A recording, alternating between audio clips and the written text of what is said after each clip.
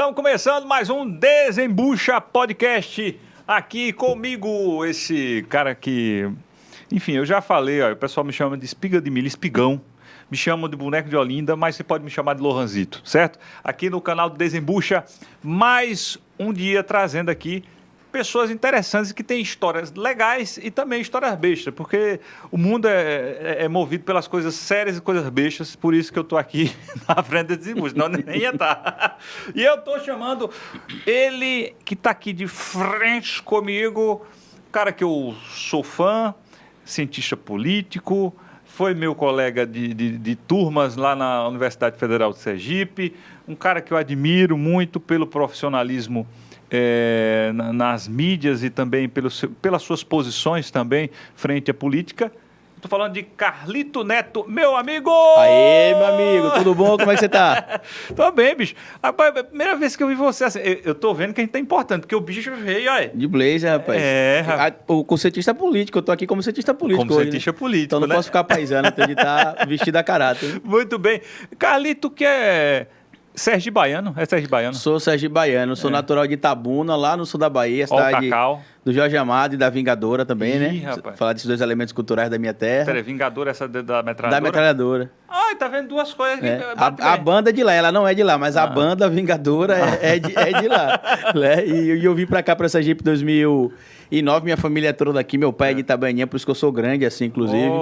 E aí, em 2009, decidi largar uns empregos que eu tinha na Bahia e vim morar em Sergipe, e em especial aqui em Aracaju, que era o sonho que eu tinha quando era criança, né? Todo mundo tinha sonho de morar em São Paulo, morar em outro lugar. Meu sonho era morar... Mas por que você tinha esse sonho assim em Aracaju? Cara, porque assim, eu vinha pra cá quando eu era criança, passar férias, e sempre achava muito bom. Você tinha muitas opções, tinha praia, parque e tudo gratuito. Na minha cidade lá, basicamente, tinha o Rio Cachoeira, a Ilha do Jegue, né?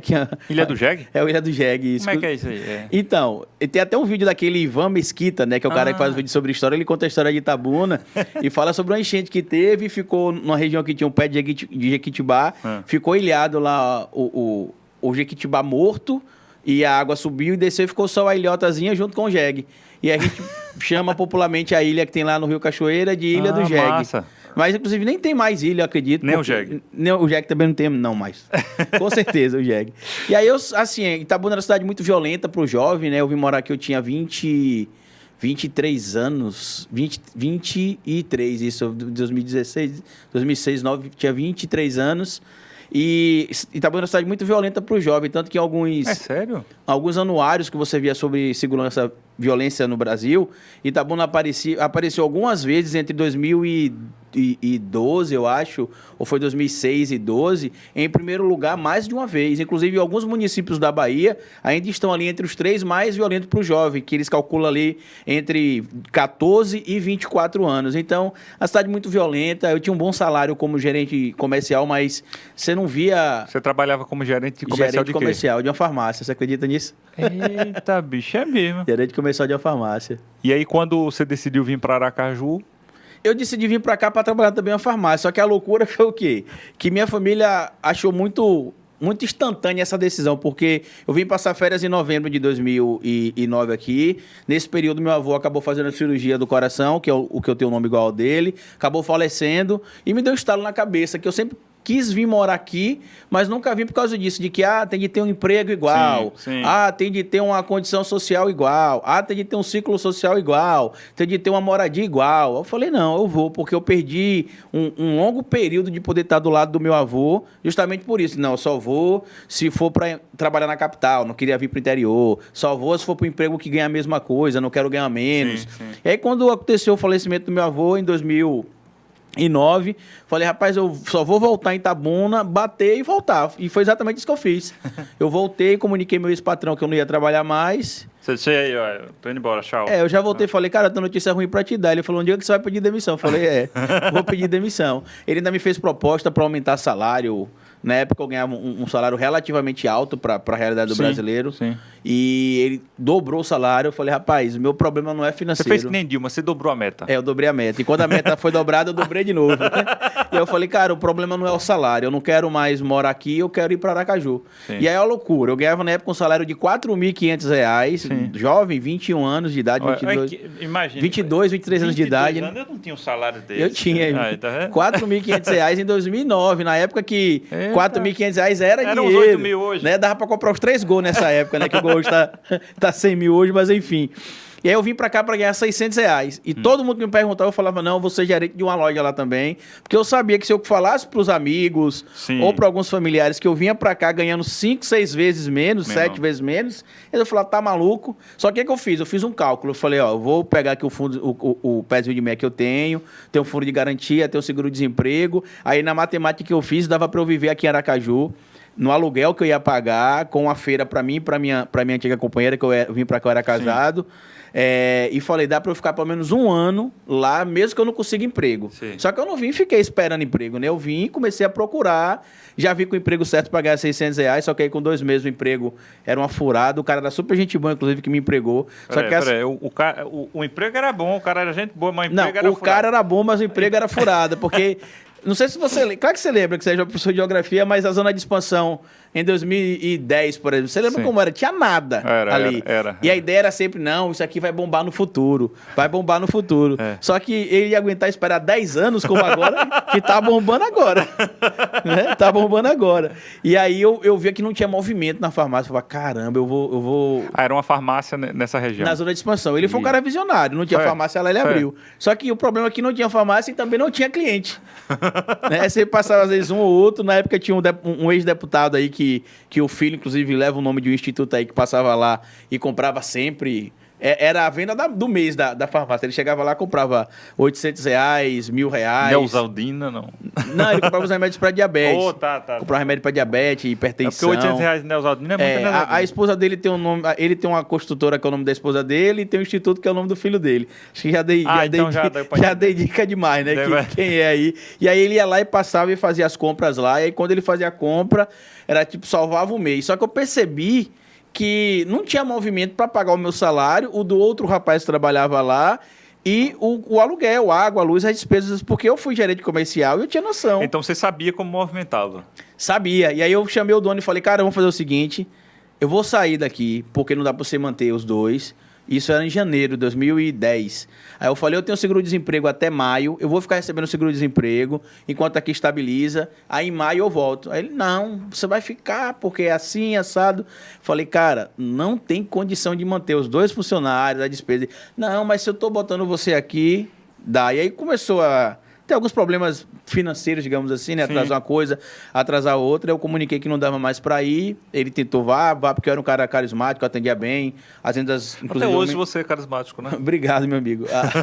As vendas até aumentaram no período que estava lá. Eu tive um desentendimento com um rapaz que trabalhava comigo, porque eu descobri que ele estava passando a mão em parte do dinheiro do caixa. Ó, já não tava, né? O negócio tava legal. E aí você não pode querer ensinar o beabá, quem já sabe o alfabeto inteiro, né? Você já tinha uma experiência. Com gente assim, eu já tinha. Ele tentou insinuar pro patrão que era eu que passava a mão no dinheiro. Porque eu deixava, a gente fazia guardava o dinheiro e fazia... guardava Fechava o dinheiro. O caixa, né? É um malotezinho de envelope do banco, desses Sim. envelopes de depósito. Sim. E aí, quando era no outro dia que eu voltava, sempre tava faltando alguma coisa. A minha sorte era o quê? Que o motoboy, ele via... Conferia, ele viu fechando lá e colocando lá. Aí quando foi um dia eu tive a ideia que o cara não se tocou. Eu comecei a fazer uma rúbrica nas pontas do envelope. Eu fazia uma rúbrica pequenininha na ponta do envelope, tirava uma foto e mandava pro patrão. Quando ele chegava no outro dia que a rúbrica estava rasgada, ele sabia que tinham violado. E aí a gente descobriu aí para evitar desentendimento, eu acabei saindo. Depois esse rapaz acabou botando na cabeça do patrão para ir para outro bairro, ele foi para outro bairro, quebrou a farmácia, processou o cara, tomou um carro, enfim. Eu tinha avisado, né? E ele não ouviu. Realmente você é quase uma mãe de Ná. Tá vendo? Só que com experiência própria, né? E não é só na política não, tá vendo? Desde a vida normal já tinha essas visões. Então, no caso, mas você já tinha esse interesse pela política, porque eu conheci você no curso de você fazia história, fazia geografia. Não, eu fazia inglês na UFES. Ali era inglês, né? Inglês. E você fazia algumas matérias comigo. Foi verdade. Ali já era a minha segunda graduação. Verdade. Mas você formado primeiro em história. Primeiro em história. E começou a lecionar, a paixão pela política, como é que veio? Porque hoje, o canal do Carlito Neto, hoje o canal, o seu carro-chefe, o historiador, que é o principal. historiador tem 340 mil. 40, nesse momento a gente bateu... Nesse momento que a gente tá aqui fazendo esse papo, gravando esse papo nosso aqui, bateu 342 mil seguidores. É um número realmente, tanto é que Carlito hoje vive de YouTube. Vivo só da influência digital, né? Influência digital, porque vem também outras redes sociais. Isso. Mas naquela época, como é que foi essa proximidade com a política? Você já tinha antes dos cursos, não? Tinha, porque meu pai, ele sempre foi engajado politicamente. Meu pai é um dos fundadores do PT na Bahia. Ah, é? Ele é um dos criadores de sindicatos também, na Bahia, um dos primeiros sindicatos técnicos. Ele tem um nome bem peculiar. Unério. Não é Onério, nem Nélio, nem Nero. É Unério. Unério. Com acento agudo no E ainda por cima. Exatamente. E aí ele já tinha engajamento político, né? E eu vivia lá muito politizado. Meu pai foi candidato a vereador no início dos anos 90, depois foi presidente de bairro algumas vezes.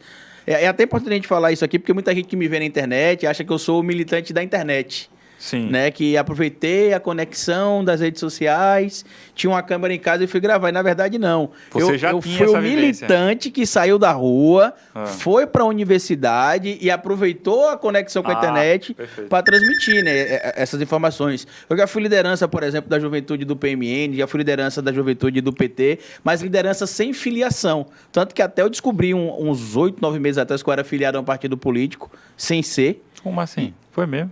Descobri, um amigo pediu para eu tirar um comprovante que ele não tinha vínculo político, porque ele tinha passado no concurso da polícia e tinha um prazo legal. Aí ele tinha descoberto que estava afiliado a um partido. E ele também nunca tinha se filiado. Eu falei, ué, como assim se você está afiliado, se você nunca participou de nenhum partido? Eu falei, deixa eu ver aqui também. Era o PSL? Não, de jeito nenhum. Se bem que o PSL já era ligado à esquerda, né? Até 2016, né? Foi naquela época. O PSL virou um partido de aluguel em 2017, né? Perfeito. Quando Esse aí, pô. chegou lá. E aí eu comecei a me engajar politicamente, desde de jovem, com meu pai, com minha mãe. Quem é um pouco mais antigo que está vendo nossa conversa aí deve lembrar que nos governos do Fernando Henrique Cardoso, quando a dona Ruth era engajada, inclusive, em programas sociais junto no governo do marido dela, existiam as casas de acolhimento do menor, que chamava Casa do Menor Carente. Não sei se você vai lembrar. É na minha época não, eu sou jovem. E na minha cidade tinha lá uma Casa do Menor Carente. E meu pai já me levava para conviver com o menor infrator. Certo. Eu lembro que eu chegava, às vezes, nesses lugares, ficava até chocado que eu vinha de um lar que eu considerava normal, né? Certo, onde a gente estudava.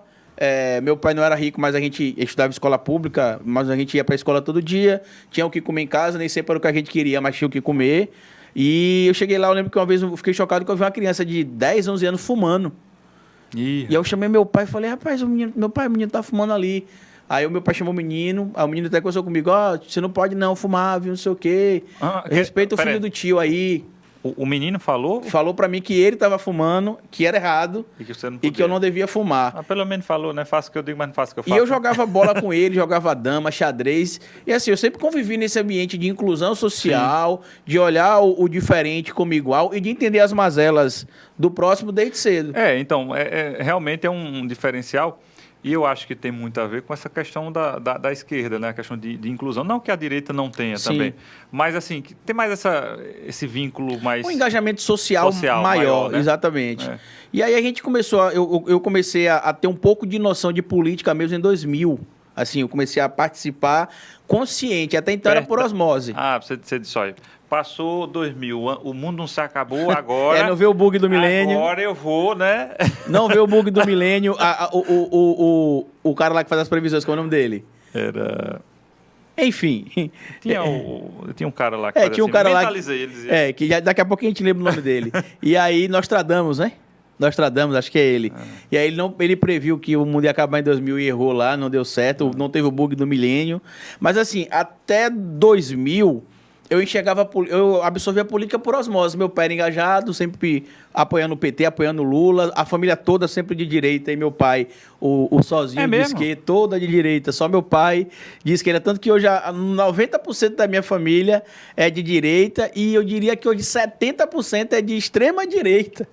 Ainda por cima, vai para protesto pela família, né? Marcha da família com Deus e com o povo, né? Não sei qual que Deus e qual povo, mas enfim. Não, então realmente você era a ovelha negra da família, vamos dizer assim, né? Era. E aí, em 2000, eu comecei a ter noção de política. Eu lembro que eu participei da campanha política de Itabuna com meu pai, o prefeito Geraldo Simões, que ganhou a eleição, inclusive, do PT, né? Meu pai engajado com o PT. Em 2001, eu conheci Lula.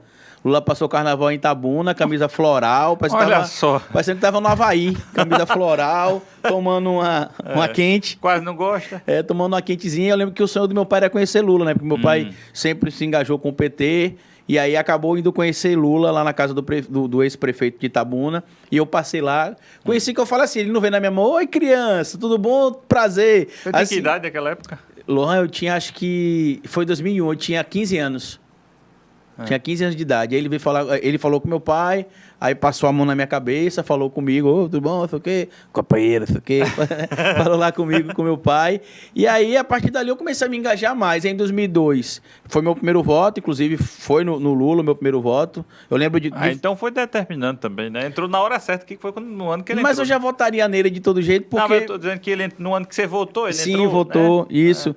Votou e já entrou. E aí eu lembro que uma imagem que eu tenho, marcante na minha cabeça, é o dia 1º de janeiro de 2003. Lula ganhou a eleição em 2002, no dia 1º de janeiro é a posse. Lá em Brasília teve show do Zezé de Camargo. Eu não lembro se teve... Na praça, hoje o Zezé de Camargo... não quero nem papo. Porque Lula assistiu o filme Pirata dos Filhos de Francisco, aí eles ficaram magoados, né? Eles não gostaram dessa história. Mas enfim, aí eu lembro que a gente passou o Réveillon em Canavieiras, que é a cidade natal da minha mãe, onde gravou aquela novela Porto dos Milagres. Lembro. E algumas cenas da Gabriela Nova agora, com a Juliana Paz. Sim. Algumas cenas foram gravadas lá também, em Canavieiras. Eu lembro que meu pai não dormiu, Lohan, do dia 31 pro dia 1º, meu pai não dormiu. Foi. Porque ele estava muito eufórico, porque ele votava em Lula desde 89. Quando entrou... E aí eu lembro o que foi marcante pra mim. Meu pai com uma boinezinha vermelha, tipo essas da polícia, mais vermelha, com a estrelinha do PT, sem camisa. Bem bêbado, hoje meu pai nem bebe, meu pai é cristão protestante hoje, da igreja, né, que o pessoal fala, nem bebe.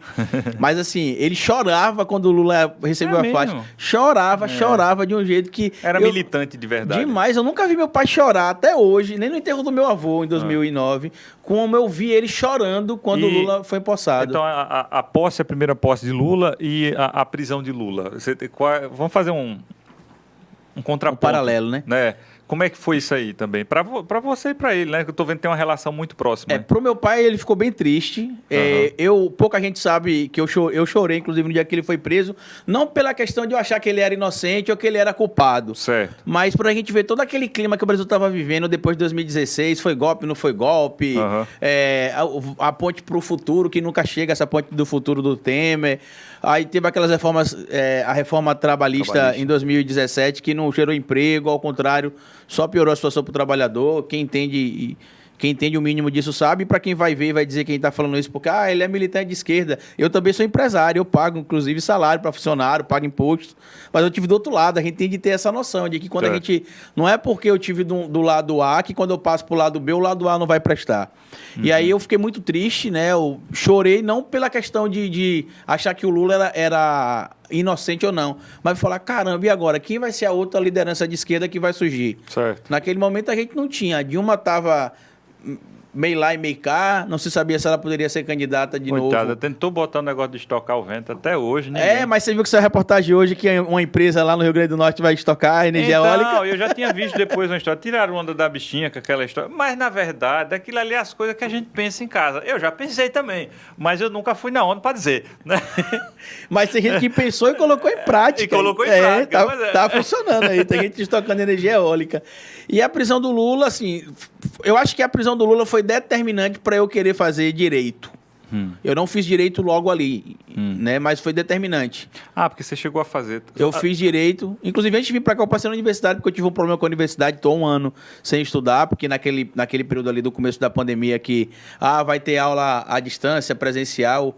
Tive uma confusão na universidade, do primeiro dia em casa eu não consegui acessar nenhuma plataforma, mas por orientação da coordenação eu continuei pagando as mensalidades, sem estudar. E aí eu tenho um semestre pago sem estudar e tem 1 ano que eu estou tentando resolver isso, que eu quero voltar a estudar. Então, o bichinho quer estudar. Rapaz. Deixa o bichinho estudar, pelo amor de Deus. Dê educação para quem quer estudar, rapaz. E ainda tô pagando, que é o pior, eu paguei ainda. E aí ali foi determinante para eu falar, vou fazer direito. Eu já tinha começado o curso de ciência política. Não, tinha começado a cogitar o curso de ciência política. Que Lula foi preso em abril de 2018. Então, isso foi determinante, esse fato foi determinante. Foi porque, assim, você é geógrafo, eu sou historiador, mas Certo. chega um momento que a gente sabe que os conhecimentos em algumas áreas se esgotam. Certo, eles têm um certo limite. Isso, perfeito. por exemplo, eu comecei a perceber que com a minha base de conhecimento de história, meramente, eu não conseguiria ultrapassar algumas barreiras da ciência política. Certo. Uma delas era, por que o candidato é candidato mesmo sabendo que vai perder? Aí muita gente vai falar, ninguém sabe se vai perder ou não. Tem candidato que já sabe que vai perder. Aham. Mas existe uma estratégia por trás disso, que hoje, como cientista político, eu entendi. Ei, Mael, um democrata cristão. Olha o que aconteceu com o próprio Levi Fidelix. O vice-presidente da República é do PRTB, né, que é o partido dele. É verdade. Entendeu? Verdade. Então, assim, tem algumas projeções que a gente vai fazendo. Às vezes não é algo tão notável, né? O Guilherme Boulos agora, por exemplo, que eu acredito que será candidato a deputado federal, mas se lançou pré-candidato a governo para pressionar o PT, que seria ali a maior frente em São Paulo. Então, assim, Sim. tem coisas que eu aprendi depois que eu fiz o curso de ciência política. Aí a gente vai ler aqueles filósofos antigos que você até lê no curso de história, mas você lê focado, às vezes, para história, para historiografia. Não tem uma ordem mais prática. Não uma ordem prática para aplicação Certo. na política. Talvez no caso do Maquiavel, porque o Maquiavel é o pai da ciência política, talvez ele ali que você, já quando você passa a acompanhar, você entende ali que realmente existe um direcionamento mais para a política. Aí você vê que é mais para a diplomacia. Quando você está no curso de história, pelo menos, você entende isso mais como a diplomacia, como o rei deve se portar, o que o rei deve fazer. Quando você vai... de ordem prática, né? No Palácio de Buckingham. Quando você vai para o curso de ciência política, você passa a entender que, na verdade, não existe uma estratégia que não é meramente diplomática, é uma estratégia de poder, de governo e que envolve o todo, né? Uma estrutura que envolve Perfeito. o povo, envolve o governante e os governados. Sim. Né? Porque o homem, Maquiavel até fala sobre isso, o homem tem uma predisposição a se deixar dominar por outro homem, né? Sem nenhum tipo de trocadilho, evidentemente. No sentido político mesmo. Não, se fosse com a mulher, ia ter trocadilho, porque ia ser o dominado. Né? Mas, enfim. No sentido político mesmo. O homem é predisposto a ser dominado por outro homem. Por quê? Porque ele quer sempre passar a responsabilidade para aquele que sempre sabe mais, entende mais, ou que passa a ideia Que sabe. do que sabe mais. E aí, quando chegou ali, no limite ali de 2018, porque foi quando eu tenho um canal desde 2015, né? Era isso que eu até queria falar com você, só um parênteses nessa história, porque o Carlito criou o canal Historiador em que ano e com qual finalidade? Criei em 2015, dia 8 de setembro. 2015, agora em 2021 a gente fez 6 anos, Sim. né, no dia 8 de setembro. Esse mês de setembro, agora passou, fez 6 anos que o nosso canal está no ar. E eu comecei porque os alunos, na época, gostavam muito da minha aula de história, porque você estudou história em escola pública, eu acredito, Sim, também, sim. e eu estudei em escola pública, e normalmente os professores de história eram um pouco mais de idade, né, assim, tinha um jeito... O senhor, né? mais tradicional de passar os conteúdos, alguns até de decorar basicamente o tema. E eu, quando me formei e fui dar aula, eu queria ser o professor que eu não tive. Só que tive um professor chamado Márcio, que foi um cara incrível, que foi o primeiro cara que eu falei, cara, um dia se eu for professor, quero ser igual a esse cara. Foi o cara que me estimulou, digamos assim, dentro da universidade, a entender o papel do professor. Apesar de ele não ser meu professor na universidade, mas quando eu estava lá eu entendia o ofício do historiador, sem nenhum acesso a Mark Bloch também, né? Mas enfim. E aí foi quando eu entendi. E aí nas aulas, os alunos gostavam das minhas aulas e falavam, professor, grave vídeo. Solte os vídeos que eu levava paródia, eu levava violão. Você brincava muito, né? Muito, levava carta de baralho para fazer mágica. Uma pedagogia diferenciada. Exatamente, porque assim, o que é que o Paulo Freire fala, que muita gente demoniza o Paulo Freire, né? Uhum. Ele fala sobre trazer a pedagogia, a educação, o ensino para o cotidiano do aluno, para o dia a dia. Então, Perfeito. quando eu ia dar aula sobre algum tema, eu não pegava só o exemplo lá da Europa, na Idade Média. Eu pegava ali do bairro. Do eu colégio, falava, né? é tipo aqui o bairro, por exemplo, você tem uma hierarquia aqui no bairro, não tem um presidente de bairro que comanda, no feudo é como se fosse no feudalismo, por exemplo. Tinha bairro, não, tem o chefe, né? Não, tem os presidentes de bairro, né, nos bairros. Tem o presidente de bairro, né? Não, porque eu fui em outra Aí eu realidade. fazendo alusão com o feudo, né? Que existiam territórios, tinham vários feudos, cada feudo tinha o seu feudal, que tinha o seu servos. Aí eu Sim. falava que os bairros, por exemplo. Perfeito. Eu citava sempre esse tipo de referência. O pessoal grava. E aí eu peguei e falei, vou criar o canal. E quem vai editar? Aí um aluno se ofereceu para editar. No começo ele editou acho que uns 2 meses. Depois eu aprendi a editar e fui editando. Mas o primeiro vídeo que tem lá é um documentário que eu fiz. O meu trabalho de conclusão de curso da universidade. Que Aí é um você documentário. postou lá.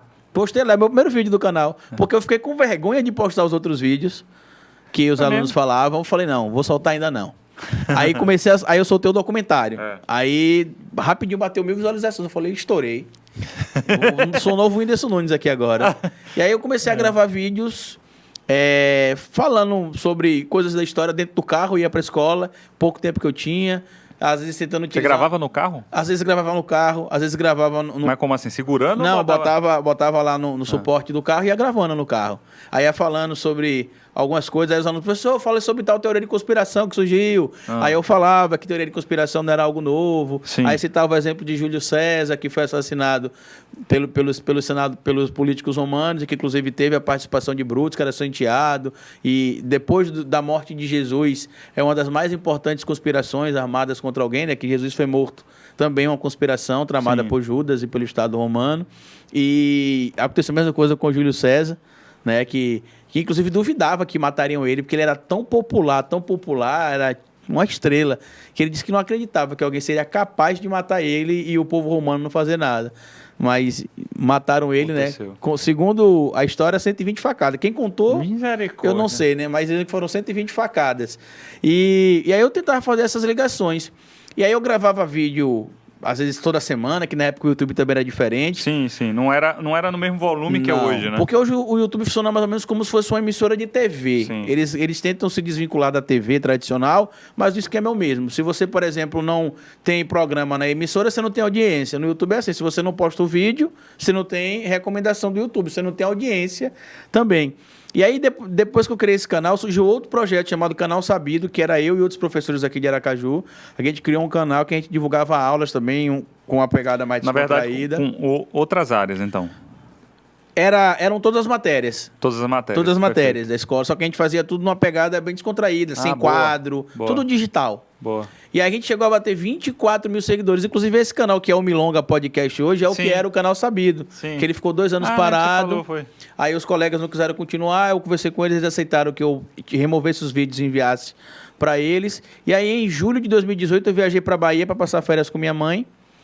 E aí começou essa onda Bolsonaro. E aqui a gente não percebia tanto, porque como o Nordeste tem um vínculo muito próximo com a esquerda, você até viu uma pessoa ou outra falar em Bolsonaro. Mas não era algo assim, do cotidiano. Isso, mas quando eu cheguei lá, que minha mãe mora em Itacaré, tinha muito turista de São Paulo e outras regiões, e lá eu só via coisa de Bolsonaro, camisa. Eu falei, caramba, será que esse cara realmente tem chance de ganhar? Não é possível. Aí quando eu voltei... É porque era uma incógnita, realmente, ali próxima. Ele teve uma certa aparição e ficou notável, né, no discurso dele do impeachment. Mas não tinha, era uma coisa assim, que todo mundo, ali é aquele cara, né? Na verdade, tem algumas entrevistas dele famosas, né? Do CQC, por exemplo, que ele admite que já fez sexo com animais, né? Que Zoofilia aí. Também tem ele Ok. também tem ele admitindo o Guga nessa época era Guga, que é meu parceiro no podcast. Ele era repórter mesmo. Mas nessa época ele era ainda produtor. Não e era aí repórter. ele fez a pergunta no bastidor e Bolsonaro respondeu. Ele perguntou o seguinte: sabendo o que se sabe hoje sobre o nazismo, se você vivesse na mesma época que Hitler, você serviria o exército nazista? Ele disse que um soldado convocado não pode rejeitar a convocação.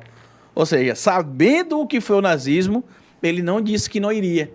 E aí, isso começou a ganhar algumas projeções. O vídeo de Pedrinhas, que tem gente que também não lembra, né?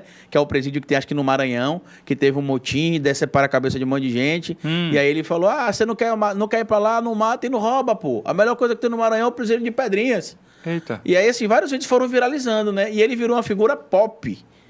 Bolsonaro tem canal no YouTube desde 2009. Quando ninguém via... E grande, né? Quando ninguém via o que ele está vendo hoje, ele já via, ou alguém que estava com ele já via. Tanto que ele já tinha canal desde 2009. Em 2011, eu acredito, ele já acessava sites de cunho neonazistas europeus. E só para você ter noção, hoje 300 mil acessos em um site é muito. Sim. Em 2010, eu acho, 2011, ele tinha no site dele 300 mil acessos.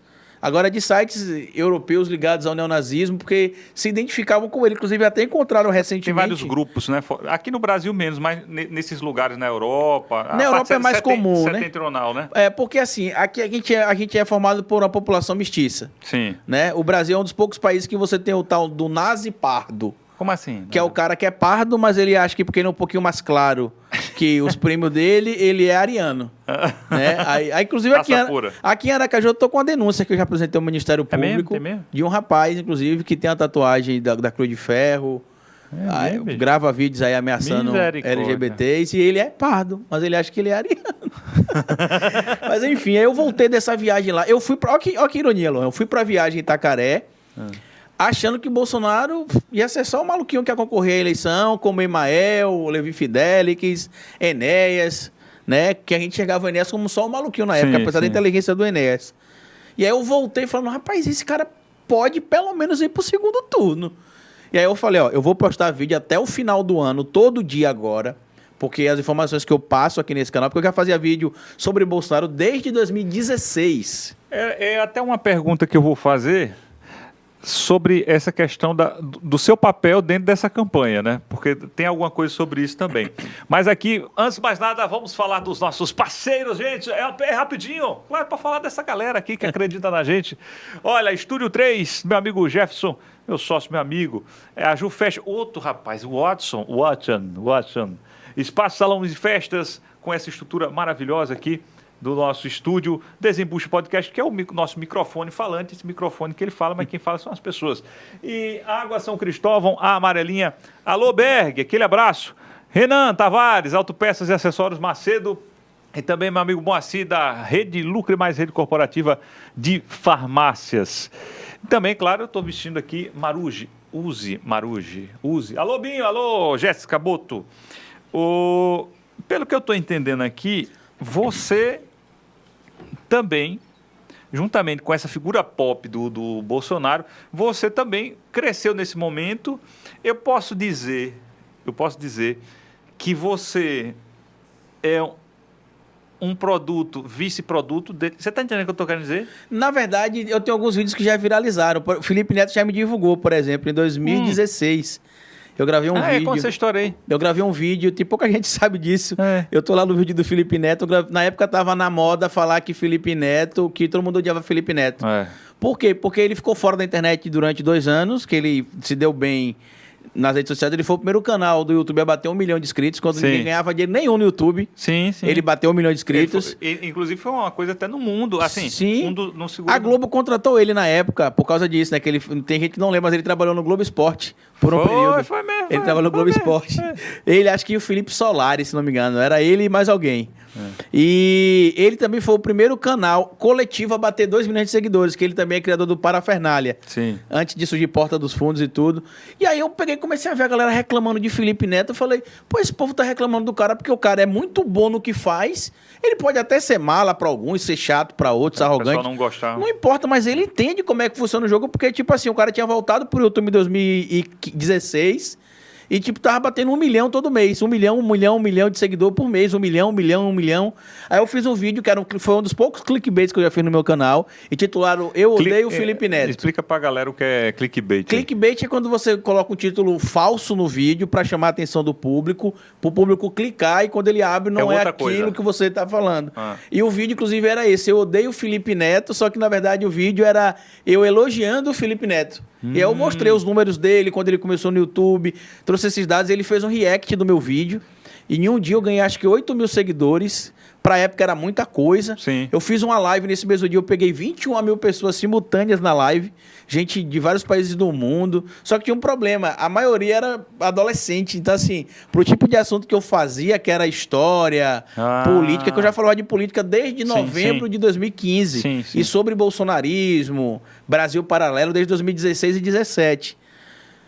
E aí veio essa galera, né? Eu lembro que quando eu comecei a postar vídeos sobre o combate à desinformação propagada pela extrema-direita, que a gente fala muito do Bolsonaro, mas não é feito só não é feito do Brasil. A extrema-direita cresceu no mundo inteiro, cresceu na Europa, a gente tem o caso do Viktor Orbán na Hungria até hoje, tem o caso do próprio Donald Trump. Né? Exatamente, uma década... Se você pegar de 2011 para cá, até o mapa geopolítico da América Latina mostra isso.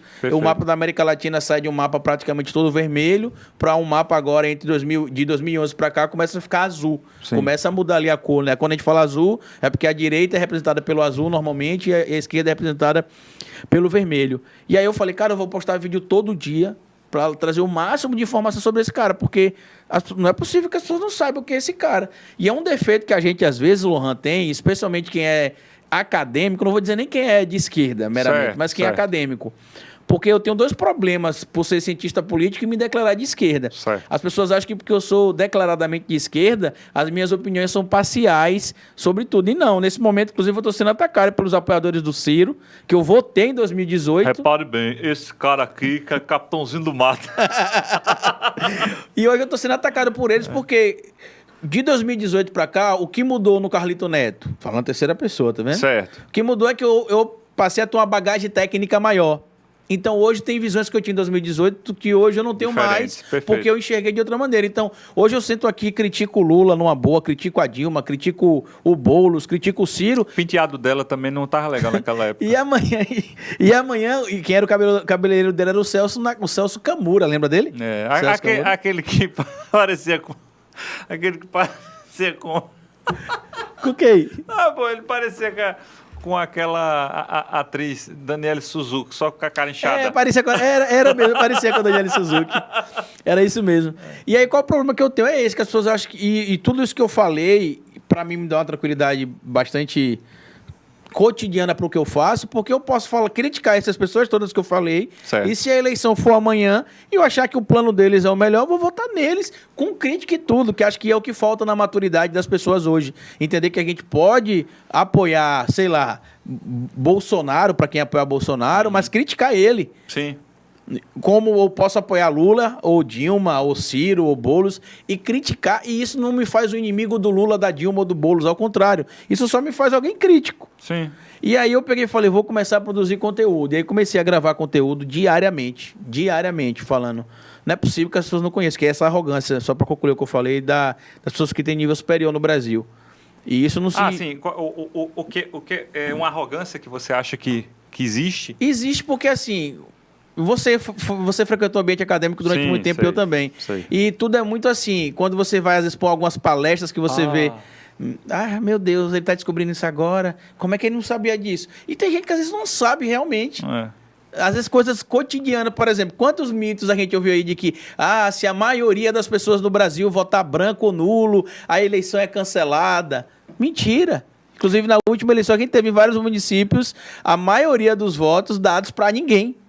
Quem venceu a eleição foi ninguém. Em 98, Fernando Henrique teve menos votos que os votos dados branco e nulo, por exemplo. Então, e por que eu descobri isso? Porque eu fui fazer ciência política e descobri que no processo eleitoral só se conta os votos válidos. Por isso que ele fala, somados os votos válidos, entendeu? Então, assim, a gente só leva em consideração isso. E, às vezes, o que falta nas pessoas... Eu estou falando acadêmico, mas... Eu vejo isso muito dentro dos acadêmicos de esquerda, aquela arrogância do eu mestre. Meu Deus, como é que você não sabia que Bolsonaro era assim? Meu Deus, como é que você não sabia? E tem gente que não sabia mesmo. E aí você vai começar a fazer um trabalho. Aí como é que você tem 2 meses, na verdade, que eu comecei a fazer em agosto, vídeo diário, em agosto de 2018, 6 de agosto de 2018 foi quando eu comecei a publicar vídeos diariamente no meu canal. Você tinha ali praticamente 2 meses que a eleição era, acho que 4 de outubro, 5 de outubro, eu não lembro bem. Sempre perto do meu aniversário. E pior que eu já trabalhei de mesário. Coisa boa. Era no dia. E aí você começa ali aquela corrida para explicar as coisas. Só que como é que você vai desconstruir uma onda que começou tem 6 anos em 2 meses? Ainda veio a facada. Você acha que foi determinante? Totalmente. Eu acho que até a facada existiu um empate técnico real. Assim, estava indeciso, não dava para saber quem ganharia o primeiro turno. Deu alguma figura tipo um Marte? Você achou que foi isso? Ou algo de comoção, pelo menos? Eu não sou adepto da teoria da conspiração. Inclusive, essa semana retrasada, alguns dias atrás, eu não me recordo bem, um certo jornalista que eu tenho muito respeito, a gente já fez até algumas coisas juntos, ele divulgou um documentário dizendo que a facada foi fake e tudo mais, e aí levanta alguns pontos incongruentes. Eu nem falei sobre isso para não criar polêmica desnecessária, mas a Folha de São Paulo caiu em cima, e assim, eu não sou adepto da teoria da fakeada, como as pessoas falam, né? Eu não sou adepto dessa teoria, eu acredito que tenha acontecido sim, até que eu tenha substância palpável para poder alegar que não teve a facada, eu não vou duvidar da facada. Você acha que a facada foi determinante mesmo, Carlito? Eu acho que foi, Lohan, porque até a facada ali, você tinha um empate técnico real ali. Sim. Acho que até a facada estava realmente na dúvida se o Bolsonaro ganharia o primeiro turno ou não, e se ele teria realmente chance de ganhar no segundo turno. A partir da facada, todas as teorias de conspirações que foram feitas começaram a ganhar validade. Que queriam destruir o Bolsonaro porque ele era a favor da família, que queriam fazer isso porque a esquerda queria destruir o Brasil, que a gente ia virar uma Venezuela, que eu acho que foi totalmente determinante. Inclusive, eu acho que a questão da margem de erro da pesquisa, que a gente costuma ver em algumas 2, 3 pontos, acho que foi resolvido ali. 3 pontos para mais ou para menos. Acho que foi resolvido ali, naquele período. E muita gente, inclusive, até associa a questão de mas você não acha que ele não ter ido pro debate também não foi... a questão de exposição? Eu acho que com a facada isso seria irrelevante. Porque ele poderia usar nos debates a questão da facada como supostamente um motivo para tentar silenciá-lo. Eu vim aqui pro debate, mas vocês viram o que eles tentaram fazer comigo, estão querendo me silenciar. Porque a gente precisa lembrar que quem está por trás até hoje da campanha do Bolsonaro e dessa ideologia de extrema direita é o Steve Bannon, que é um dos maiores conspiracionistas do Trump, né? do mundo, do Trump, do Viktor Orbán, do Brexit, de outros processos que culminaram com resultados favoráveis a ideias conspiracionistas. Hoje, inclusive, até tem um termo que se aplica a eles, que é a chamada conspiracionistas QAnon, que eles acreditam nessas teorias absurdas. Inclusive tem uma coisa engraçada, eu tô rindo porque é muito engraçado mesmo, que um rapaz procurou o Ministério Público alguns dias atrás para fazer uma denúncia que ele tinha provas que o Bolsonaro foi replicado. Como é? Os ETs reptilianos chegaram aqui no Brasil e fizeram cópias. O rapaz até riu da câmera aqui também. E fizeram várias cópias dele. Foi. Que, na verdade, segundo esse rapaz que apresentou a denúncia, a prova eram fotos. Ele tinha fotos que provavam que aparecia Bolsonaro em algumas fotos com a cicatriz na barriga da facada e outras sem. Então, isso era a prova. Porque então ele foi replicado. Tem mais de um? Tem mais de um. Na verdade, ele disse que várias figuras públicas foram copiadas. Mas ele disse que o Bolsonaro é a figura pública mais copiada do mundo. E o mais interessante é a resposta do promotor. Não tem como. O promotor falou que não podia dar seguimento, porque mesmo que isso fosse verdade, o Ministério Público não teria poder de exterminar os extraterrestres. Boa. Não, quando você pensa que nunca ouviu mais nada diferente, já aparece Como o Bolsonaro falou, né? Nada é tão ruim que não possa piorar. Ele falou isso alguns dias atrás. O negócio é esse. Agora, então, vamos sintetizar essa questão da facada. É possível dizer que nos últimos 5 anos, os 2 grandes beneficiados de facadas foi o Bolsonaro e Thierry com Rita? Sem dúvida, sem dúvida, né? O Thierry estourou nas paradas de sucesso, né? Com a Rita da facada, e o Bolsonaro acabou levando, né, o cargo máximo. Só que eu vou dizer uma coisa pra você, Lohan, eu acho que a vida do Bolsonaro é um inferno. Eu tava refletindo sobre isso esses dias. Se a nossa vida tá ruim, como brasileiro, tudo caro, gasolina R$7, gás de cozinha 100... Tudo super caro, né? Você vai no supermercado, patinho que era R$25, R$26, está de R$48 hoje o patinho. A galera da academia aí... Pé de galinha, rapaz. Pé de galinha, não vou falar nem de peito. Pé de galinha. E carcaça, que você nem via mais carcaça no supermercado, voltaram a vender essa carcaça de galinha. Você que tem um pouco mais de 20 anos, que nem eu, a gente lembra que o nosso pai ia às vezes no supermercado comprar carcaça, né? De galinha, junto com outras coisas que a gente comprava, porque realmente não tinha acesso, como a gente passou a ter um período atrás dessas coisas. E eu acho que essa questão do que a gente está passando em si, nesse momento especial em relação ao Bolsonaro, precisa servir de exemplo para frente, porque o que é que me incomoda muito quando eu vou falar sobre política? Que quando a gente critica o Bolsonaro, não é que a gente quer que a pessoa vote no Lula. é que as pessoas entendam que dentro da própria direita existem pessoas que jogam o jogo democrático, que respeitam a democracia. Quem você votaria da direita? Se eu fosse de direita, em 2018, eu teria votado no Alckmin, eu teria votado no Meirelles, teria votado no Com Amoedo. aquele gel no cabelo dele, do Alckmin? Votaria no Alckmin, o picolé de chuchu, né? Eu teria votado, assim, eu tô dando 3 opções, né? Não, Dentro, certo, dentro da direita. Teria votado no Alckmin, teria votado no Amoedo, teria votado no Meirelles, né? Que foi o cara que controlou a inflação, né? É. A inflação, perdão. Um dos que mais gastou em campanha. Também. Eu não sei, ele foi o candidato que mais gastou, inclusive. Que menos votei, teve menos que Cabo Daciolo. Eu não sei de onde é que veio aquele dinheiro, mas enfim. E sobre a questão da vida do Bolsonaro ser um inferno, como eu falei, né? Certo. Eu acho que se a nossa vida tá um inferno, né, do brasileiro em si, das pessoas que perderam familiares ou a própria vida para a Covid-19, para ele também não tá bom, não. Ele sabe que quando ele deixar o cargo de presidente da República, ele possivelmente será preso, porque existe uma coisa que no direito que é muito importante, né? Que são os crimes que são imprescritíveis. Então, explica aí pra galera, porque tem muita gente que não sabe sobre essa questão.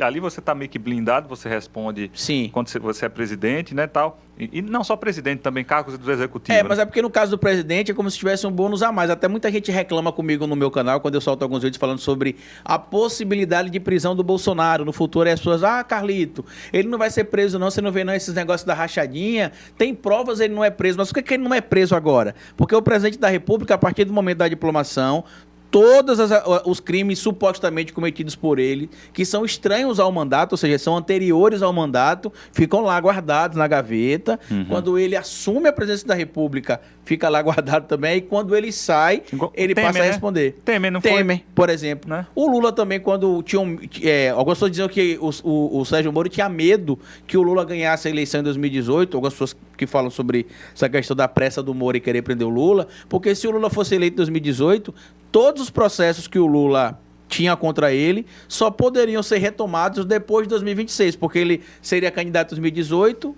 e tudo levava a crer, segundo as pesquisas, que ele venceria. Caso ele vencesse, ele poderia ser candidato agora à reeleição em 2022, e aí só voltariam a abrir esses processos contra ele em 2022. Só que no caso do Bolsonaro, o Bolsonaro tem um problema gravíssimo. O Bolsonaro é deputado desde o início dos anos 90. Ele nunca ficou sem cargo político, dos anos 90 para cá. E de lá para cá, existe uma infinidade de crimes que ele cometeu que são imprescritíveis, ou seja, pode passar o tempo que for.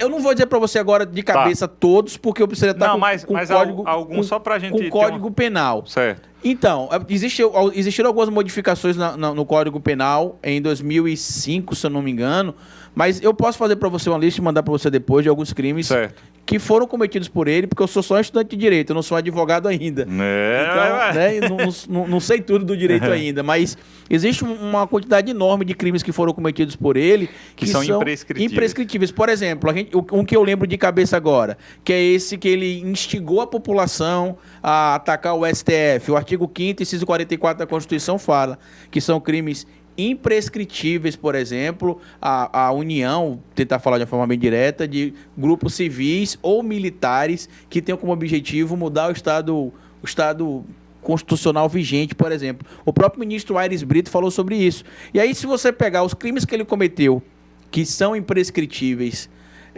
alguns crimes, inclusive, que ele é acusado de racismo, que ele teria cometido alguns crimes de racismo, são crimes imprescritíveis também. Crimes de racismo são crimes imprescritíveis. E isso inclui agora os crimes de homofobia também, porque os crimes de homofobia também são interpretados também como crime de racismo. Entram dentro, olha que pleonasmo. Entram dentro. São classificados como crimes de racismo também.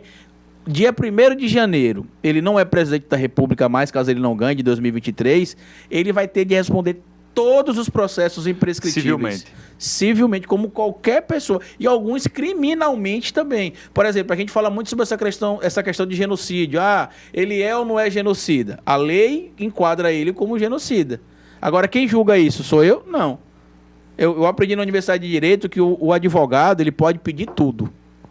O juiz que vai decidir se acata ou não. O que eu posso dizer para você é que, de acordo com o que está escrito na lei de genocídio, no Estatuto de Roma, que o Brasil é signatário, inclusive, ele pode sim ser enquadrado em crime de genocídio. Porque lá você vai ver que em alguns textos fala que quem com a intenção de destruir no todo ou em parte, grupo étnico, nacional, isso inclui, por exemplo, grupos indígenas que ele se negou a fornecer água potável, pode ser interpretado também como um grupo específico de uma região, um grupo quilombola, tudo isso, porque as pessoas falam muito assim, mas genocídio não é quando extermina toda uma espécie? Também, mas a lei de genocídio fala que quem com a intenção de destruir no todo ou em parte. Sim. Entendeu? Então, assim, e tem uma questão também muito importante que a gente fala no direito, que é a questão do dolo ou da culpa, né? Que muitos falam, mas ele fez sem querer. E no direito a gente tem uma coisa chamada culpa consciente e dolo eventual.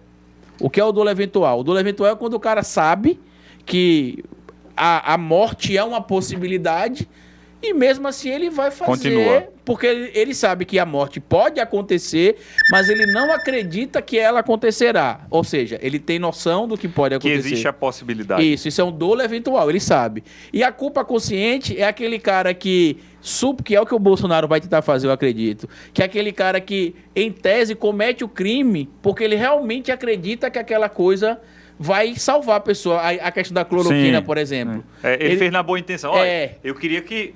Não, eu sei que pode matar, mas eu acredito que não vai matar porque eu fiquei curado, como ele fala, entendeu? Capitão Cloroquina, pô. Entendeu? Então, você acha que pode ter golpe, pô? Ele até falou alguns dias atrás, numa entrevista na Veja, que a possibilidade de golpe é zero, né? Só que, lembra que eu te falei no off aqui que já estão cogitando até a possibilidade dele não ser candidato em 2022? Certo. Por quê? Porque se o presidente, por ser presidente, tem essa prerrogativa especial de só responder os crimes que ocorreram, que são estranhos ao seu mandato depois, o filho dele, que é vereador, o Carlos Bolsonaro, assim como outros vereadores, não tem prerrogativa de foro especial. Ou seja, ele pode ser preso durante o curso do mandato.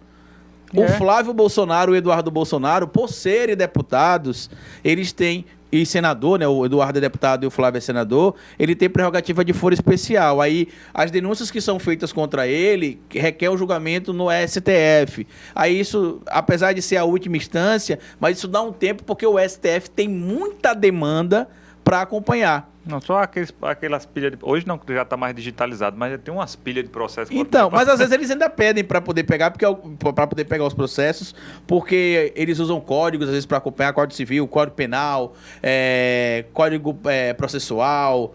É um cheiro de é um monte de código. E assim, ele pode ser preso, o Carlos Bolsonaro. Inclusive, a possibilidade dele ser preso...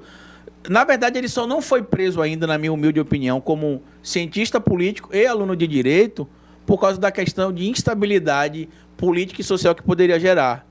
Porque imagine um monte de fanático na rua. Tem um impacto, entendeu? E aí, por que a possibilidade do Bolsonaro não ser candidato já tem sido cogitada entre os líderes do Centrão? Porque existe... É o Centrão que sustenta, né? Na verdade, eles querem fazer um acordão nos bastidores para os bolsonaros não serem punidos severamente e, em contrapartida, o Bolsonaro abriria a mão da candidatura de 2022 para apoiar outro nome, porque o cenário que tem agora leva a crer que ele será derrotado. Todas as projeções mostram isso. Né? Inclusive, até acho que a galera que não votou no Bolsonaro, que votou no Amoedo, que é incrível, né? Você viu que o segundo turno foi Haddad e Bolsonaro, mas todo mundo votou no Amoedo. Não sei como é que o Amoedo não ganhou a eleição no primeiro turno, né? Já é a cara do Roberto Bolanhos, mais novo. Todo mundo votou no Amoedo. Agora, ele tá, inclusive, o Bolsonaro tá com prazo agora, né? Para poder entrar em algum partido, né? Então, ele quer disputar ou não, ele tem um prazo. Ele tem de entrar, se não me engano, até abril de 2000 e... até abril, se não me engano, de 2022. Já. É próximo. Só que tem outro problema. O TSE divulgou uma nota, no momento que a gente está gravando esse papo nosso aqui, que em até 30 dias eles pretendem julgar a cassação da chapa Bolsonaro-Mourão. E existe substancialidade bastante para caçar. Tanto que o Luiz Felipe Salomão, que é o corregedor do TSE, ele já conversou nos bastidores, segundo informações internas, que já tem base técnica para caçar a chapa. Essa hora. Só que não tem clima político. Então, acho que eles esperaram essa questão da carta do Bolsonaro junto do Temer para baixar os ânimos, para o Bolsonaro ver que não tinha... Eles verem, na verdade, que o Bolsonaro não tinha aquela adesão das polícias como se imaginava que teria, aquela adesão, por exemplo, da população como se imaginou que teria. E eu acredito que eles vão agir. E a possibilidade da cassação da chapa acontecer é muito grande. Eu, inclusive, o papel mãe de Ná de novo, né? Como você Mentalizei. fala. Né? Eu, inclusive, desde 2020, eu tenho dito, passou de abril, eu falei, não dá tempo mais de a chapa ser cassada. Eu não acredito que a chapa será... Quer dizer, dá tempo, mas eu não acreditava mais na viabilidade da cassação da chapa. Eu falei que caso o governo não chegasse ao fim, a possibilidade do impeachment, na minha opinião, naquele momento, era praticamente nula. O único caminho era a cassação. Até recentemente, eu falando com alguns amigos sobre isso, eles, não, você é maluco, você está desmobilizando as pessoas. Eu falei, então, lembra que eu falei para vocês que quando eu virei cientista político, eu passei a ver algumas coisas de uma forma outra diferente. Forma, Aí eu falei, eu até brinco quando os amigos falam assim pra mim, rapaz, eu não entendo nada de política. Até a Gabas, quando chegou lá no podcast pra conversar comigo, ele falou, cara, eu não entendo nada de política, eu sou um zero à esquerda. Eu falei, que bom que é um zero à esquerda. Você zero à direita. Desculpa o trocadilho aí, viu, Gabas? Ô, Carlito, a gente tá quase aqui no final do nosso papo, mas eu queria falar agora sobre esse seu lado como cientista político, escritor. Sim. E sendo cientista político, né? Porque você tem livro, inclusive, que é best-seller, né? Best-seller no Brasil e na Espanha. É esse livro que tá aqui, né? Qual que é a câmera? Aquela ali mesmo? Essa aqui. Então, esse aqui, o Falando de Política Sem Politiquês. A gente tem outro livro também que já acabou, que é o Bora Votar. Esse livro é o foco para 2022, eu divulgar ele bastante para os jovens, para a gente tirar da cabeça do jovem que... O que é que tem nesse livro? Só para a galera... não, porque ele é de esquerda, eu tô só pegando uma veia popular. Não, o Carlito é cientista político de esquerda, só vai ter coisa de esquerda aqui, não? Não, o Falando de Política Sem Politiquês é um livro sobre ciência política. Não tipo é um livro de militância de esquerda. Pronto, mas tipo Por exemplo, por que tem cidades que tem segundo turno e tem cidades que não tem? Ah, boa. Precisa ter um colégio eleitoral de 200 mil eleitores para a cidade ter segundo turno. E aí, quando somada, se não tiver a maioria absoluta, tem de ter o segundo turno. Entendeu? Perfeito. Por exemplo, por que você não pode ser presidente com 18 anos?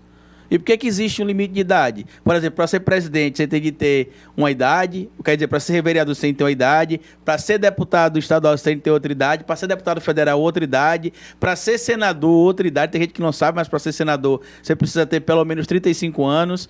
E por que o cargo de senador não é um cargo proporcional, como é o cargo de vereador, como é o cargo, por exemplo, de deputado federal, deputado estadual? No caso do deputado estadual, deputado federal e vereador, soma-se os votos ali que a gente chama de voto da coligação, voto da legenda. Depende, né? Porque tá muita confusão ainda. Em 2020 não teve mais coligações. A EC 9717 acabou. Agora eles querem retomar as coligações. E aí vai e não vai, mas enfim. E por que o senador não é assim? O senador é majoritário, ou seja, o senador mais votado ganha. É como se fosse presidente da República. Sim. Outra coisa, quem pode ser político? Quem pode ser presidente da Câmara? Como é que cria um partido político? Então, na verdade, é um manual sobre política, né? Só que com a linguagem popular. Popular, boa. Porque assim, inclusive não está nem tão popular quanto eu queria, porque quando eu escrevi o livro, eu mandei para a editora, aí o editor que me orientou, o Salvo Ninho Cota, que ele até mandou um abraço para ele, é o meu padrinho aí junto com o Henri Bugalho na escrita, ele falou, Carlito, seu livro vai ser lido pela academia. E do jeito que tá, você vai ser criticado, porque a academia tem toda uma formalidade. Até na época eu bati o pé e falei, não, Salve, eu não quero que o livro seja formal demais. Porque a minha inspiração para escrever é um filósofo chamado Noam Chomsky. Não sei se você já leu, mas ele é um cara não, eu pensei que o meu era estranho. Mas esse aí extremamente inteligente. E você pega o livro dele, senta e lê e parece que ele tá falando com você. Tanto que até tem pouca gente que sabe, né, que um easter egg do meu livro, o tamanho do livro e a quantidade de páginas é inspirado também em alguns livros dele. É nesse mesmo tamanho. Pequenininho, né? Que a gente chama de 10x12. E a quantidade de páginas também. É um livro de bolso, exatamente. E aí a gente combinou de eu revisar a primeira parte do livro e deixar um pouco mais erudito. Só que eu falei, vamos fazer o seguinte, eu vou deixar erudito até aqui. A gente vai dar um ponto. Tanto que desde o começo eu falo, a partir daqui o livro fica mais direto. Agora né? eu sou povão. Que é meio que um recado que eu tava mandando pra academia. Vocês não queriam que eu mostrasse que eu sei ser erudito, tá aqui. Mas eu não tô fazendo esse livro pra vocês. Tô fazendo pro povo. E assim, eu fiquei feliz que eu descobri esses dias que esse livro tem sido utilizado em universidades de direito. As pessoas entenderem questão de voto e coligação, voto nominal, por exemplo, existem tipos de formas de governo e sistemas de governo. Sim. Aí a gente vê falando sobre monarquia. Quais tipos de monarquia existem? Existe a monarquia cerimonialista, que é a que existe na Inglaterra, que a rainha é só simbólica. Existe a monarquia absolutista, como acontece, por exemplo, na Arábia Saudita, que o rei tem um poder absoluto. Existe, por exemplo, a monarquia parlamentarista, existe a república presidencialista, como a nossa, a semipresidencialista, como a de Portugal, como é a da França, por exemplo. Eu explico tudo isso aqui, e até teocracias, que tem pessoas que não acreditam, mas ainda existem teocracias, 2 no mundo. Mesmo? Onde é que é? A do Vaticano, onde o Papa... Tão clara essa, que nem a água, que nem a água São Cristóvão. E eu não... né? Onde o Papa ele é o chefe de governo e o chefe de Estado e líder religioso. E o Irã, onde o Ayatollah também é o chefe de governo, chefe de Estado e líder religioso. Então, você tinha alguns também no leste asiático até pouco tempo atrás, mas acabou. E esse livro aqui é para explicar tudo sobre isso. Eu até tenho uma parte engraçada aqui que a gente fala sobre quociente eleitoral e quociente partidário, que eu acho que é o que muita gente tem dúvida. Que você às vezes está em casa e fala assim, fulana teve 6 mil votos, ganhou. Aí, não ganhou não, porque não sei quem que teve 4 mil votos, ganhou. Mas peraí, como é que a pessoa teve 6 mil votos, ganhou, e a outra que não ganhou, e a outra que teve 4 mil, ganhou? Aí explicando... Aqui está explicando tudo. Está explicando sobre o quociente eleitoral e o quociente partidário. Falando de política sem politiquês, de Carlito Neto, best-seller. Nessa foto, ele está mais galante do que aqui, mas tudo bem. Mais lindo. E está disponível nas livrarias e também digitalmente, né? Está disponível na Amazon.com, está disponível no site da Kotter.com também, KOTTER.com. Lá, o Bora Votar também está disponível lá. O Bora Votar é um livro que eu mesclo um pouco da militância com o conteúdo de ciência política. Por que eu falo que eu mesclo um pouco? Porque eu uso o exemplo da derrota do Trump, inclusive o meu editor queria me matar por causa desse livro. Porque ele queria que eu publicasse o livro antes da eleição de 2015 aqui de 2020 aqui no Brasil, perdão. Que aconteceu no primeiro turno em 15 de novembro. Sim. Só que a minha teoria é que a mobilização de uma moça chamada Stacey Abrams, nos Estados Unidos, um ativista que foi candidata a governo, que foi também no estado da Geórgia, que foi também deputada, ela sozinha conseguiu cadastrar 800 mil novos eleitores no estado da Geórgia. Só ela? Só ela. Porque como nos Estados Unidos o voto não é obrigatório, aí você tem de comunicar com antecedência que você quer participar do processo eleitoral. Só que existia a população marginalizada, latino, negro, que toda vez que eles iam fazer o cadastro, o fiscal sempre inventava alguma coisa. E ela decidiu fazer uma força-tarefa para cadastrar todo mundo que queria, para não ter mais essa desculpa de que faltou um papel, faltou isso. E essa decisão dela, na minha opinião, essa atitude dela ia ser determinante para a derrota do Trump. E como foi? Como foi. Tanto que a Geórgia, inclusive o Eduardo Bolsonaro deve ser revoltado, né? Porque ele botou o nome da filha dele, Geórgia. Porque é um estado tradicionalmente republicano. Né? E o estado não só perdeu, como os 2 senadores eleitos foram democratas. Então isso mostra a importância do ativismo e a importância do voto. Porque a gente fala muito que democracia é só o voto. E na verdade não. E aí o livro eu trago todo um contexto sobre o processo de despolitização que começou em 2013 com a ideia do gigante acordou, vamos pra rua, a gente que manda, e na verdade ali começou o processo de despolitização, e eu mostro que de 2006 para frente as abstenções no mundo têm aumentado. A gente fala muito que no Brasil as pessoas têm parado de votar, mas não. Mas não é só no Brasil. Não, Portugal inclusive em 2014 bateu recorde de abstenção, e no livro eu mostro isso. É uma casa portuguesa com certeza. Com certeza. Carlito Neto, escritor, cientista político, hoje está com o canal Historiador. Tá com o canal Sem Politiquês, que é com o Guga Noblar, que eu já fui entrevistado também. Sim. Uma honra, gente. E também o Milonga Podcast também. Podcast. Esse é um pouco mais regional, né? Para falar com o povo daqui, das coisas daqui. Boa, muito bom.